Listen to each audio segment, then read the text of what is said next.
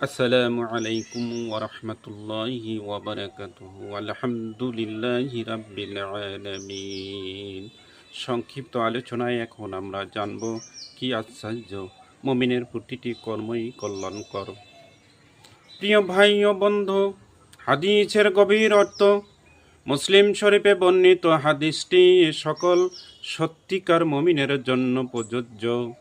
যে ব্যক্তি ঈমান রাখে, আল্লাহর প্রতি বিশ্বাস রাখে এবং জীবনের প্রতিটি অবস্থায় আল্লাহর দিকে ফিরে যায়, অর্থাৎ এটি কেবল মুসলমান নামধারীদের জন্য নয়, বরং যাদের অন্তরে সত্যিকারের ঈমান ও তাওয়াক্কুল আছে তাদের জন্য।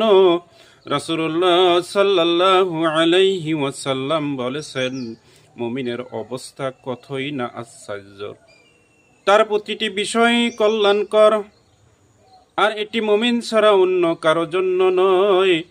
যদি তার কাছে সুখ আসে, সে শুকর করে, এটা তার জন্য কল্যাণ। আর যদি দুঃখ আসে, সে সবর করে, এটাও তার জন্য কল্যাণ। সহিহ মুসলিম। এই হাদিসের পিছনে গভীর শিক্ষামূলক উদ্দেশ্য। দুনিয়ার বাস্তবতা বোঝাতে মানুষের জীবনে সুখ দুঃখ লাভ ক্ষতি আসবেই, কিন্তু মুমিন এগুলোকে আল্লাহর পক্ষ থেকে পরীক্ষা হিসাবে দেখে।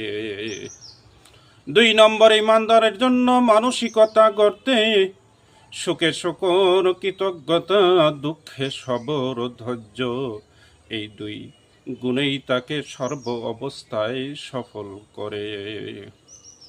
3 নম্বর, হতাশা দূর করতে।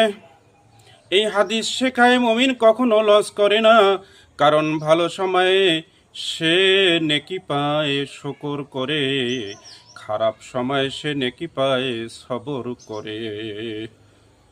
শিক্ষা, মুমিনের জন্য সব সময় লাভের মধ্যে তার প্রতিটি অবস্থা ইবাদতে পরিণত হতে পারে। দুনিয়ার কষ্ট তার জন্য আখিরাতের সম্পদ। একজন সত্যিকারের মুমিন এমন যে সুখে গর্ব করে না, দুঃখে ভেঙে পড়ে না, কারণ সে জানে প্রতিটি অবস্থায় তার রব তার সাথে আছেন। হে আল্লাহ, আমাদেরকে ধৈর্যশীল ও কৃতজ্ঞ বানিয়ে দিন। আল্লাহুম্মা আমিন ইয়া রাব্বিল আলামিন।